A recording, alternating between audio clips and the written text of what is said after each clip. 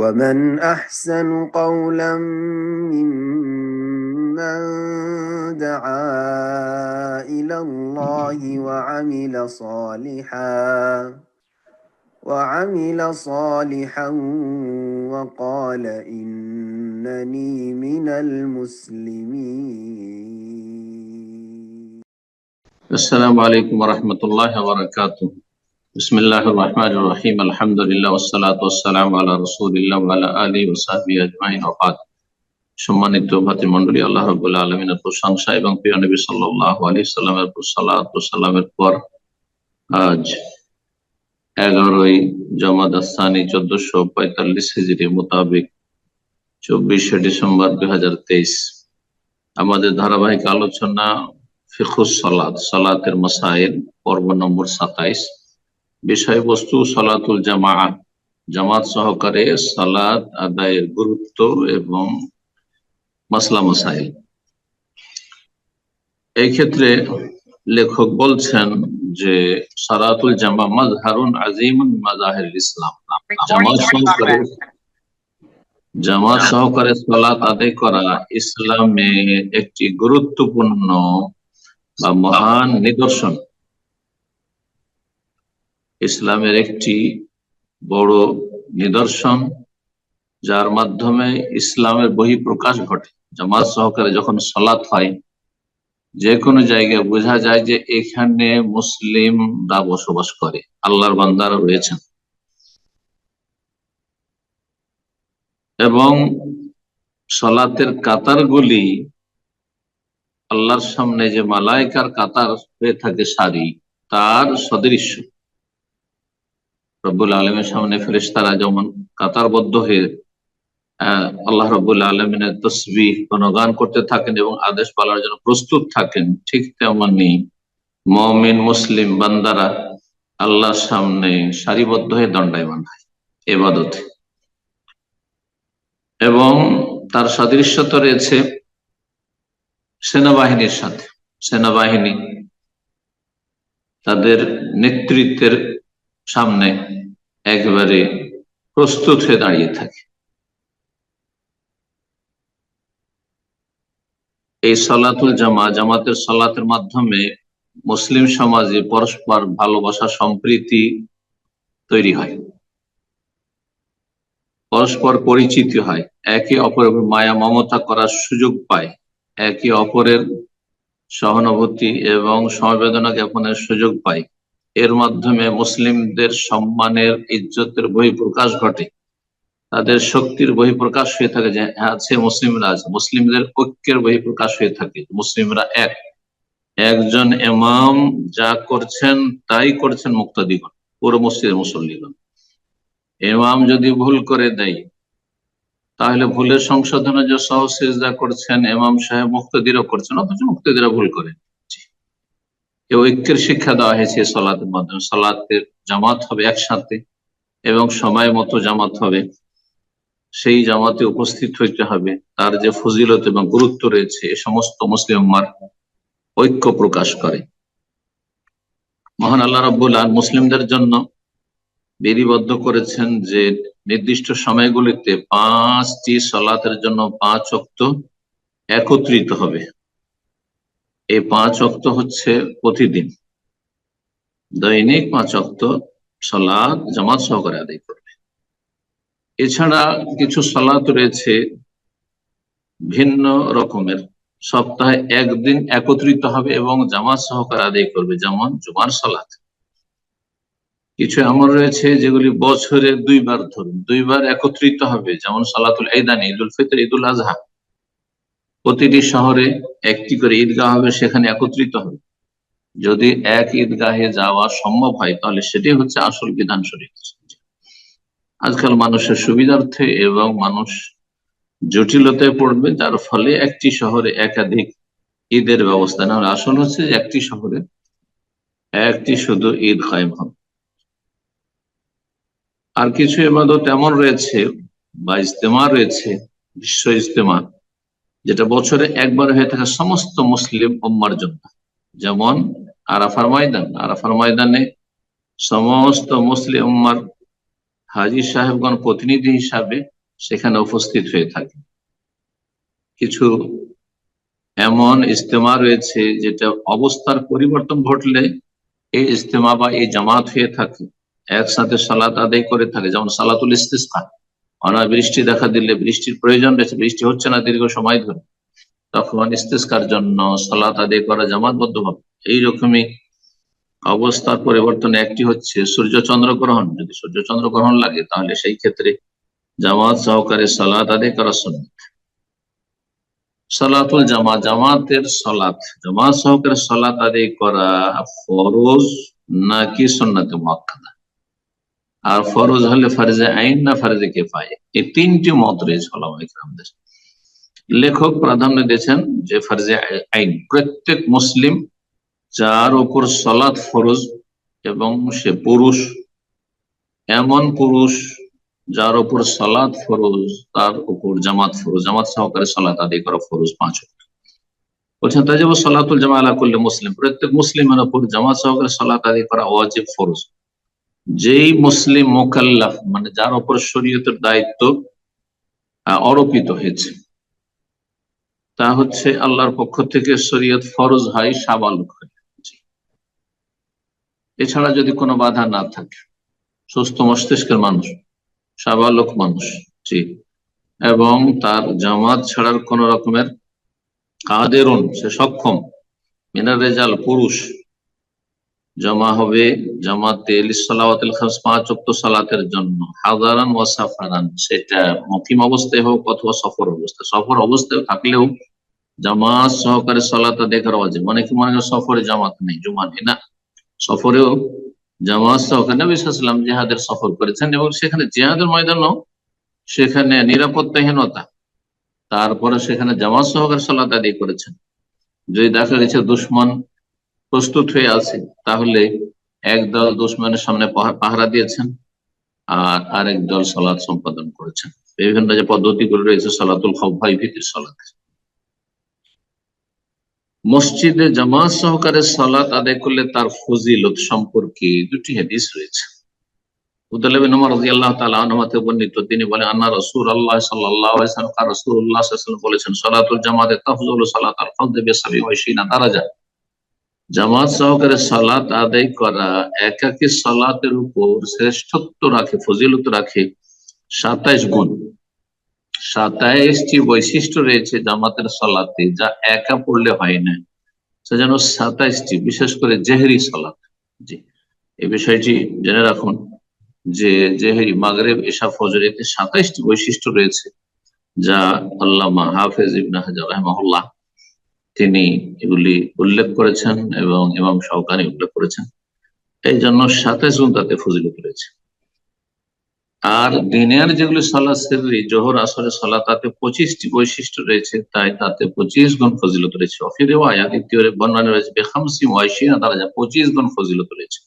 বুখারী মুসলিম, সহিহ বুখারীতে 645, 646, সহিহ মুসলিমে 650, 649। আরেকটি হাদিস রয়েছে সহিহ মুসলিমে জামাত সহকারে সালাত আদায় করতে যাওয়ার ফজিলত সম্পর্কে। আবু হুরায়রা রাদিয়াল্লাহু তাআলা আনহু বর্ণনা করে বলছেন, রাসূলুল্লাহ সাল্লাল্লাহু আলাইহি ওয়াসাল্লাম বলেন, মান তাতাহারা ফি বাইতি, যে ব্যক্তি নিজ বাড়িতে উযু করলো, পবিত্রতা অর্জন করলো, তাহলে মসজিদে গিয়ে উযু করার চাইতে বাড়ি থেকে বা হোটেলে আছেন, হোটেল থেকে উযু করে যাওয়া উত্তম। সুম্মা মাশা ইলা বাইতি মিন বুয়ুতিল্লাহ, তারপরে আল্লাহর কোন একটি ঘরের উদ্দেশ্যে রওনা হলো, হেঁটে গেল। হেঁটে যাওয়ার পথ যদি হয় তাহলে গাড়িতে চড়ার চাইতে হেঁটে যাওয়া উত্তম। লিয়াখুযা ফরিদাম মিন ফারাইজিল্লাহ, আল্লাহর যে কোনো একটি ফরজ আদায়ের উদ্দেশ্যে সে আল্লাহর ঘরে অর্থাৎ মসজিদে গেল। এখানে বাইতুল্লাহ বলা হয়েছে যে কোনো মসজিদকে। কানাত খুতুওয়াতাহু ইহদাহুমা তাহুত্তু খাতিয়া, তার যে দুটো পায়ের ধাপ রয়েছে, এক ধাপ রাখলে একটি গুনাহ ঝরে পড়ে, ওয়াল উখরা তারফাউ দারাজা, আর একটি ধাপ রাখলে একটি মর্যাদা উঁচু হয়। সহিহ মুসলিমের হাদিস 666 নম্বর হাদিস।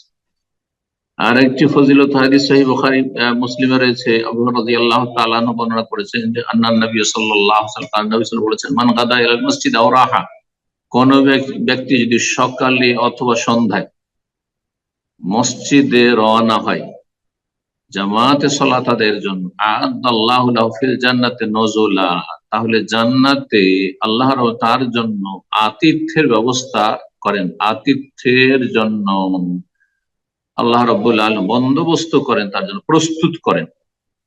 কুল্লামা গাদা আও রাহা, যখন যখন সে মসজিদে রওনা হয়, সকালে গেলে সকালে, বিকালে গেলে বিকালে, যখন যখন গেল। তাহলে 5 ওয়াক্ত সালাতে হাজির হলে 5 বার করে জান্নাতে আল্লাহ রাব্বুল আলামিন তার আতিথ্যের সুব্যবস্থা করছেন, প্রস্তুত করে রাখা আছে তার জন্য।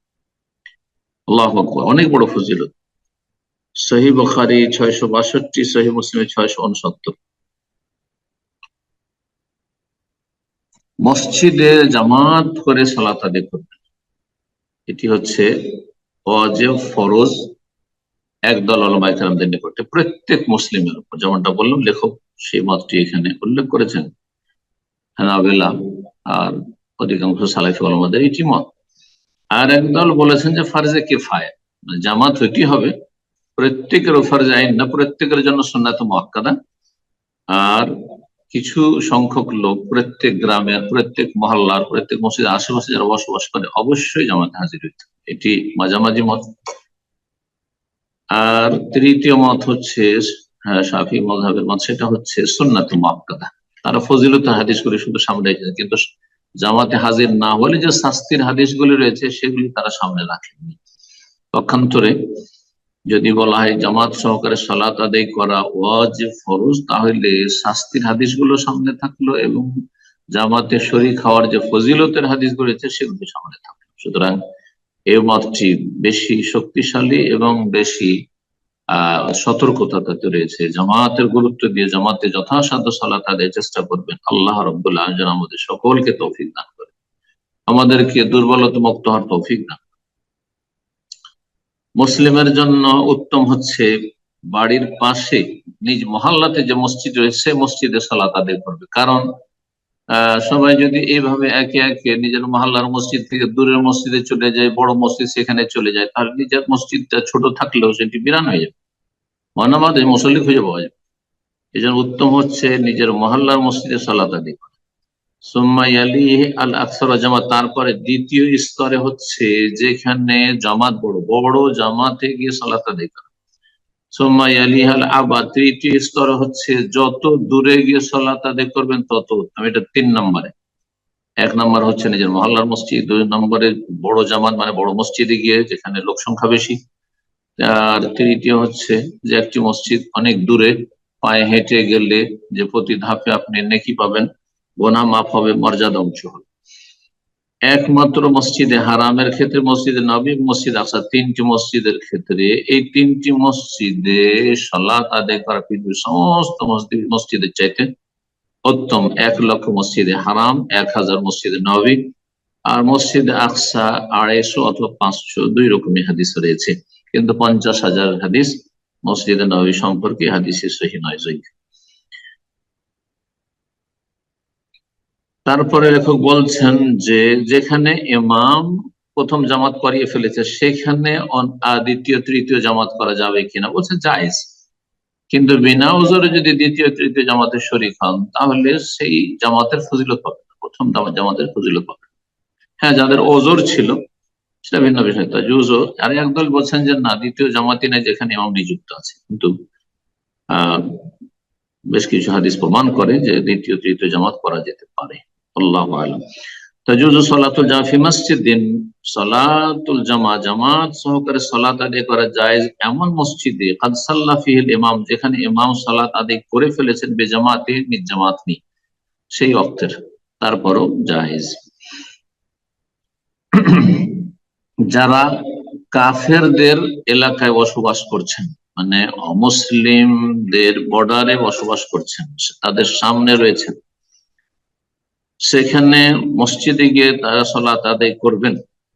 তুস্তাহাবু সালাতু আহলি সাগর ফি মসজিদিন ওয়াহিদ, একই মসজিদে একসাথে তারাও জামাত করবেন, কিন্তু ফাইন কানু ইয়াখশাউনা মিনাল আদুল, শত্রুর যদি ভয় থাকে, ধরেন হারবি কাফের যারা যুদ্ধের অবস্থা তৈরি করে রেখেছে, যে কোনো সময় আক্রমণ করতে পারে আশঙ্কা রয়েছে, যদি এমনটা হয় যে সবাই আমরা যদি একত্রিত হয় একসাথে, তাহলে শত্রু যে কোনো সময় আক্রমণ করতে পারে কোনো দিক থেকে, তাহলে সাল্লাহ কুল্লু মাকানি, প্রত্যেক মানুষ নিজ নিজ জায়গায় সালাত আদায় করবে এবং নিজের সুরক্ষা, নিজের পরিবার, নিজের বাড়ি ঘরের সুরক্ষার ব্যবস্থা রাখবে, আল্লাহ হেফাজত করবে।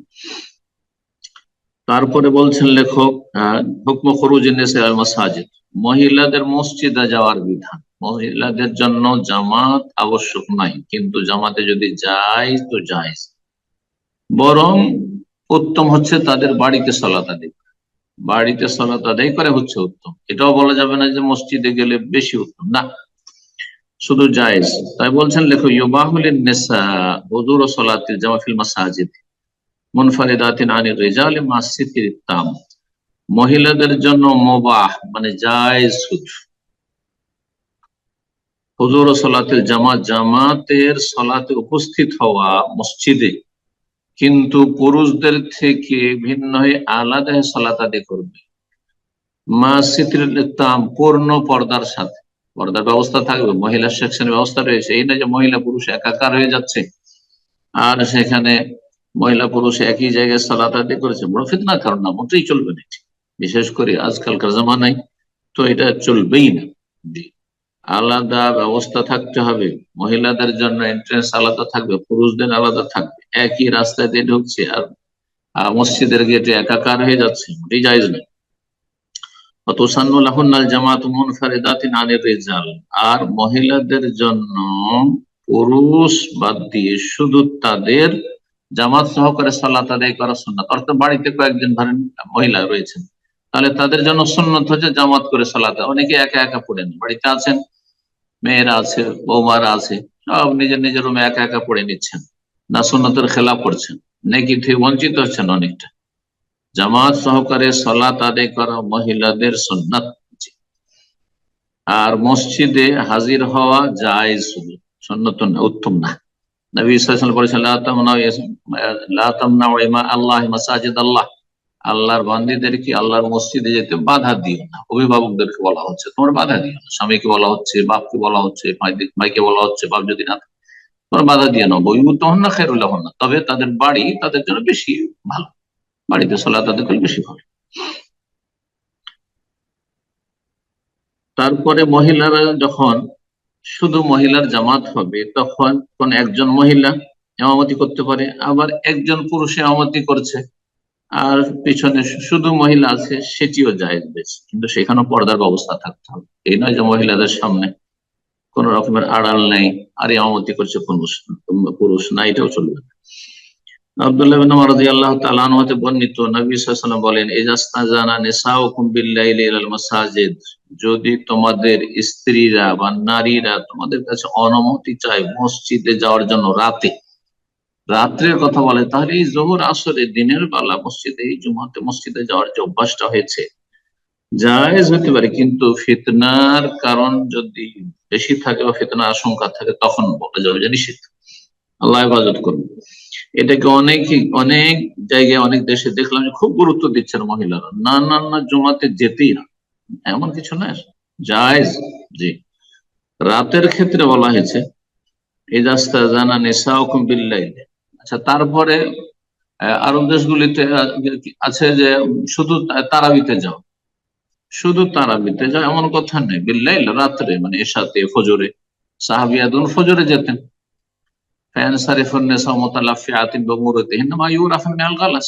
মহিলারা মসজিদে সালাত আদায় করে তারা ফিরে যেত তাড়াতাড়ি, আর তাদের বড় বড় লম্বা লম্বা চাদরে তারা আবৃত হয়ে, আমরা দেখেছি দাদি নানি আমলে একবারে লম্বা চড়া চাদর, তখন বোরখার প্রচলন ছিল না গ্রাম অঞ্চলে, গোটা শরীর এত ঢেলা ঢালা ঢাকা থাকে।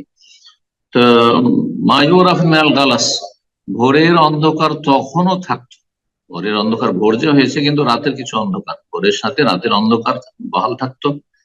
যখন ফিরতেন তাহলে সালাতুল ফজর, ফজরের সালাত অন্ধকারে হয়ে যেত, শুভ সাদেক হওয়ার পরে পরে শুরু হয়ে যেত নবী সাল্লাল্লাহু আলাইহি ওয়াসাল্লামের জামানায়, এবং সাহাবিয়াতগণ মসজিদে ফজরে যেতেন। সুতরাং এই ধারণা রাখা যে শুধু তারাবিতে যেতে হবে গুরুত্ব সহকারে মহিলাদের, এটিও কিন্তু আসলে প্রচলন মাত্র, এরও শরীয়তে কোনো অস্তিত্ব নেই। তো বলছেন যে তোমাদের নারীরা যখন তোমাদের কাছে অনুমতি চাইবে বিল্লাইলে রাত্রিবেলা ইলাল মসজিদে মসজিদে যাওয়ার উদ্দেশ্যে ফাযানু লাহুন্না, তাদেরকে অনুমতি দিয়ে দিও, তাদেরকে অনুমতি দিও। আব্দুল্লাহ বিন উমর রাদিয়াল্লাহু তাআলা আনহুমা যখন এই হাদিসটি শোনালেন, তখন তার এক ছেলে ছিল যার নাম ছিল বেলাল। বেলাল বিন আব্দুল্লাহ একটু আবেগী যুবক আর আবেগী। না না না, মহিলা আমি আমার স্ত্রীকে যেতে, বলছে আমার স্ত্রীকে আমি যেতে দেবো না, অবশ্যই তাকে বাধা দেবো। বাপের সামনে এরকম কথা বলা হয়, সুন্নতের পাবন্দ আব্দুল্লাহ বিন উমর রাদিয়াল্লাহু তাআলা আনহু এত রাগান্বিত হইলেন যে তাকে গালমন্দ করলেন শক্ত ভাষায়, আর বললেন যে তোমাকে বলছি যে রাসূলুল্লাহ সাল্লাল্লাহু আলাইহি ওয়াসাল্লাম বলেছেন এইরকম অনুমতি দিতে বলেছেন, আর তুমি বলছো আমি বাধা দেব। মা কাল্লাম তোকা আবাদান, জীবনে তোমার সাথে আর কথা বলবো না। ফমা কাল্লামাহু বাদু, ফমা কাল্লাহু বাদু, তারপরে শেষ জীবন পর্যন্ত, দিনের স্বার্থে, দুনিয়ার গরজে নয়। অনেকে বাপ বেটা দুনিয়ার গরজে কথা বলে না, না, দিনের স্বার্থে যদি হয় তাহলে অবশ্যই সেটি শরীয়ত সম্মত, কারোর সাথে কথা বলবে না। তো তুমি সুন্নতের বিরোধিতা করবে, আর তুমি আমার ছেলে হয়ে হাদিস বয়ান করেছে রাসূলুল্লাহ সাল্লাল্লাহু আলাইহি ওয়াসাল্লামের, হামাকাল্লাহ বাদ, তারপর আর কখনো এই ছেলের সাথে কথা বলেননি। আব্দুল্লাহ ইবনে উমর রাদিয়াল্লাহু তাআলা। বুখারী মুসলিমের হাদিস, মুত্তাফাক আলাইহি। সহিহ বুখারীতে 865 নম্বর হাদিস, সহিহ মুসলিমে 442 নম্বর হাদিস, যে নারীরা অনুমতি চাইলে বিশেষ করে রাতে তাদেরকে অনুমতি দাও। তারপরে বলছেন যে জামাতের জন্য সর্বনিম্ন সংখ্যা কত হওয়া উচিত। বলছে আকালুল জামাত ইসলাম, সর্বনিম্ন জামাতের সংখ্যা হচ্ছে 2। অকল্লামা কাসরাতিল জামা কান আজকালি সলে, যত জামাতে লোক সংখ্যা বাড়বে তত বেশি সলাতের বা ওই জামাতের ফজিলত হবে। ওয়াহাব্বা ইলাল্লাহি আযজা ওয়া জাল্লা, মহান আল্লাহর কাছে বেশি প্রিয়। তারপরে বলছেন কোন ব্যক্তি বাড়িতে ধরেন ফরজ সালাত আদায় করে নিয়েছে, বিশেষ করে আসর আর ফজর, যে হানাফি মসজিদ গুলিতে ভারত, বাংলাদেশ, পাকিস্তানে এত বিলম্ব করা হয়েছে সুন্নতের খেলাফ, যে মাকরুহ অপছন্দনীয় বক্তব্য পৌঁছে দিচ্ছে। তো এই ক্ষেত্রে বলছেন যে মান সাল্লাল ফারিজা ফি রাহলি, যে ব্যক্তি নিজ বাড়িতে বা নিজ বাসায় যে কোনো জায়গায় ফরজ সালাত আদায় করে, সুম্মা দাখালা মসজিদা কওমিন, তারপরে কোন জায়গায় যাচ্ছে, দেখছে যে সেখানকার মসজিদের লোকেরা সালাত আদায় করছে, ওয়াহুম ইউসাল্লুন, সালাত অবস্থায় রয়েছে, ফাসুন্নাহ, সুন্নাহ হচ্ছে, এখানে ওয়াজিব নাই, সুন্নাত হচ্ছে ইউসাল্লামু, তাদের সাথে সালাত আদায় করে নিবা, তাকুনু লাহু নাফিলা, দ্বিতীয় সালাতটি নফল হবে, দ্বিতীয় সালাতটি নফল হবে। ওমান সাল্লাল্লাহু আলাইহি ওয়া ফিল মসজিদে জামাতান, আর যদি কেউ একটি মসজিদে জামাত সহকারী ইমামের সাথে সালাত আদায় করেছেন, তারপরে যাচ্ছেন আর এক মহল্লায়, দেখছেন ওখানেও জামাত চলছে, মসজিদ আর এক মসজিদে যাচ্ছেন কোন কাজ বসত, সেখানে গিয়ে দেখছেন যে জামাত চলছে, তাহলে তারা সালাত আদায় করছে, এইরকমই তাদের জামাতে লেগে যাওয়া সুন্নাত, যে দ্বিতীয় জামাতেও লেগে যাওয়া সুন্নাত, দ্বিতীয়টি নফল হয়ে যায়। আর একটি মাসলা বলছেন যে যখন ফরজ সালাতের একামত হয়ে যাবে তখন অন্য কোন সালাত জায়েজ নয় ফরজ ছাড়া, ওই ফরজ ছাড়া। ইযা উকিমাত সালাতুল ফারিদা, ফরজ সালাতে যখন একামত হয়, ফালা সালাতা ইল্লাল মাকতুবা, নবী সাল্লাল্লাহু আলাইহি ওয়াসাল্লাম হাদিস রয়েছে, ইযা উকিমাতিস সালাত ফালা সালাতা ইল্লাল মাকতুবা, যখন সালাতের একামত হয়ে যাবে, মানে ফরজের একামত হয়, তখন আর অন্য কোন নামাজ, যেমন সুন্নত পড়ছেন আপনি তাহিয়াতুল মসজিদ পড়ছেন, ফজরের সুন্নাত পড়ছেন যেমন হানাফিরা, ফজর সুন্নাত পড়তেই থাকবেন, বরং জামাত চলছে, জামাত শুরু হয়ে গেছে অলরেডি, তখন মসজিদে ঢোকেননি, তারপরে এসে আড়ে বিভিন্ন জায়গায় পিলারের পিছনে সুন্নত পড়ছেন না, মোটেই জায়েজ নয় এটি, বরং এই সালাত হবে না। ফালা সালাতা, না করেছেন নবী, কোন সালাত নেই ইল্লাল মাকতুবা, ফরজ সালাত ছাড়া।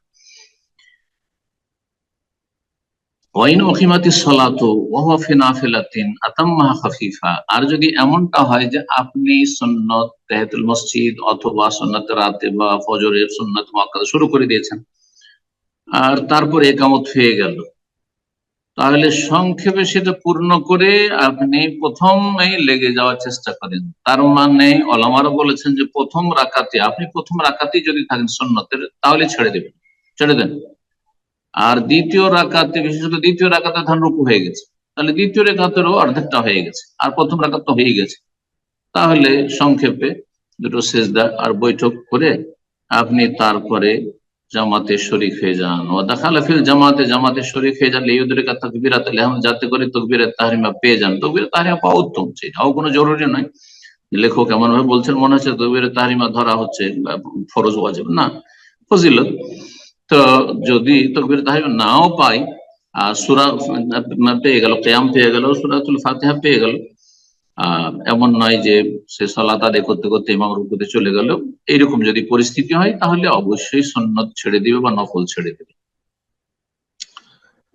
তারপর আর একটি মশলা বলছে, মান তাখাল্লাফা আন সালাতিল জামাত ফিল মসজিদে, মসজিদে কেউ যদি জামাত সহকারে সালাত আদায় করতে না যায়, পিছিয়ে থেকে যায়, তাহলে দেখতে হবে তার অবস্থা কি। ফাইন কানা মাযুরান লিমারাদ, তার যদি কোনো অজুহাত থাকে শরীয়ত সম্মত, যেমন সে অসুস্থ, আও খাফ, অথবা তার ভয় ভীতি রয়েছে, দুশমনের ভয় রয়েছে, চোর ডাকাতের ভয় রয়েছে, আও নাহু আহমান, এই ধরনের কোন যদি ওজর থাকে, ফাহাদা ইউকতাবু লাহু আজরু মান সাল্লা ফি জামাতে, তাহলে বাড়িতে পড়লেও জামাতের সওয়াব হবে, কারণ সে জামাতে সালাত পড়ায় অভ্যস্ত, সবসময় জামাতে যায়, কিন্তু অসুস্থতার কারণে কয়েকদিন জামাতে যেতে পারছে না বা দীর্ঘদিন জামাতে যেতে পারছে না, কিন্তু তার আগে সে নিয়মিত জামাত সহকারে সালাত আদায় করতো। ভয় ভীতির জন্য যেতে পারছে না, না হলে আসল হচ্ছে যে সে জামাত সহকারে সালাত আদায় করে, তাহলে পূর্ণ জামাতের সওয়াব পাবে, যদিও সে বাড়িতে পড়ে একাকি পড়ে। ওয়াইন তাখাল্লাফা লিগাইরি উযরিন ওয়া সাল্লা ওয়াহদার, কোন ব্যক্তি যদি বিনা ওজরে এমনিতেই জামাত ছেড়ে থেকে গেল আর একা সালাত আদায় করে নাই, তাহলে তার সালাত হবে কি হবে না, ইখতিলাফ রয়েছে। জাহেরি ফতোয়া হচ্ছে যে না, সালাত বাতিল, জামাত যেন তাদের জন্য শর্ত, কিন্তু এই মতটি মোটেই ঠিক না।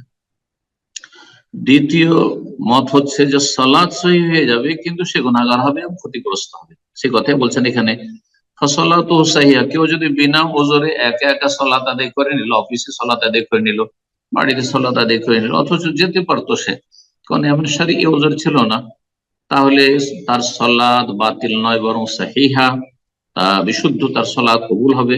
লাকিন্নাহু ইয়াখসারু আজরান আযীমান, মহা পুরস্কার থেকে বঞ্চিত হবে। ওয়া ইয়াসামু ইসমান কাবীরান, বড় গুনাহগার। একটি হাদিস দিয়ে শেষ করছি, সেটা হচ্ছে জামাতের ফজিলত এবং তাকবীরে তাহরিমার ফজিলত। এমন ভাবে জামাত ধরলেন যে তাকবীরে তাহরিমা সহ যদি পান আপনি, তাহলে তার বড় ফজিলত রয়েছে, দুটি গুরুত্বপূর্ণ ফজিলত, এবং হাদিসটি হাসান। আনাস মালিক রাদিয়াল্লাহু তাআলা আনহু তিনি বলেন, ক্বালা রাসূলুল্লাহ সাল্লাল্লাহু আলাইহি ওয়াসাল্লাম, রাসূলুল্লাহ সাল্লাল্লাহু আলাইহি ওয়াসাল্লাম বলেন, মান সাল্লা লিল্লাহি 40 ইয়াওমান ফি জামাতিন, কোন ব্যক্তি যদি আল্লাহর সন্তুষ্টির জন্য 40 দিন নিয়মিত জামাত সহকারে সালাত আদায় করে। 40 দিন কেন বলা হয়েছে? 40 দিন পড়ার পরে থামিয়ে দিবেন, স্টপ করে দিবেন? না না, মোটেই না। 40 দিন পড়লে মোটামুটি আপনার একটা ইমানি তরবিয়ত হয়ে গেল, এমন একটা অভ্যাসে পরিণত হয়ে গেল যে তারপরে জামাতে সালাত না পড়লে আপনার কোনো শান্তি হবে না, আপনি কোনো তৃপ্তি পাবেন না। জি, তো মানুষকে ইমানি তরবিয়ত দেওয়ার জন্য এই কথা বলা হয়েছে। যেই ব্যক্তি আল্লাহ সন্তুষ্টির জন্য 40 দিন জামাত সহকারে সালাত আদায় করলো, এমন ভাবে ইউদরিকু তাকবীরাতুল উলা, প্রথম তাকবীর পেল, প্রতি ওয়াক্তে প্রথম তাকবীর সহ সালাত আদায় করলো, কুতিবাত লাহু বারাআত, তার জন্য দুটো ছাড় প্রাপ্তি লিখে দেওয়া হবে, দুটো ছাড় পেয়ে যাবে। একটি হচ্ছে বারাআত মিনান নার, জাহান্নাম থেকে ছাড় প্রাপ্তি তার জন্য, হ্যাঁ, মুক্তির ঘোষণা, মুক্তিপত্র। ও বারাআত মিনান নিফাক, এবং মুনাফিকি থেকে মুক্ত, তার মধ্যে মুনাফিকি নেই। যেই ব্যক্তি জামাত সহকারে সালাত আদায় করে তার মধ্যে মুনাফিকি নেই।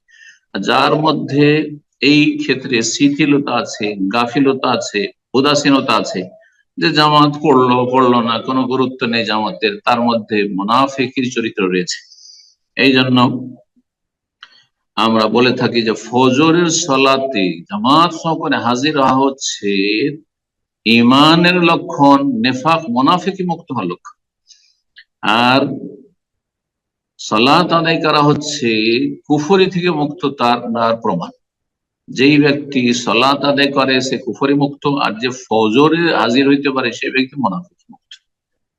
জামাত সহকারে সালাত আদায় চেষ্টা করবেন। আল্লাহ রাব্বুল আলামিন যেন তৌফিক দান করেন, এবং রাব্বুল আলামিন যেন আমাদেরকে ঈমান আমলে অগ্রগামী হওয়ার তৌফিক দান করেন, দুনিয়া আখিরাতের সার্বিক কল্যাণ দান করেন, সমস্ত বালা মুসিবত থেকে আল্লাহ হেফাজতে রাখেন। আমাদের মুসলিম ভাই বোন, আত্মীয় স্বজন, আপনজন, প্রিয়জন যারাই যেখানে রয়েছেন, বিশেষ করে দিনী ভাই বোন যারা আমাদের সাথে শরীক রয়েছেন, তাদের পরিবার পরিজনে যারা অসুস্থ পীড়িত, আল্লাহ তাদেরকে শেফা দান করেন। যদি বলা মুসিবত থাকে আল্লাহ যেন দূর করে দেন, এবং আল্লাহ রাব্বুল আলামিন যেন দুনিয়া আখিরাতে সার্বিক কল্যাণ দান করে, সমস্ত অনিষ্ট থেকে আর অনিষ্টকারীর অনিষ্ট থেকে, জিন শয়তানের শার থেকে, সাহের কাহেনের শার থেকে, অনিষ্ট থেকে আল্লাহ হেফাজত করেন। সুবহান রাব্বিকা রাব্বিল ইজ্জাতি আম্মা ইয়াসিফুন ওয়া সালামুন আলাল মুরসালিন ওয়ালহামদুলিল্লাহি রাব্বিল আলামিন।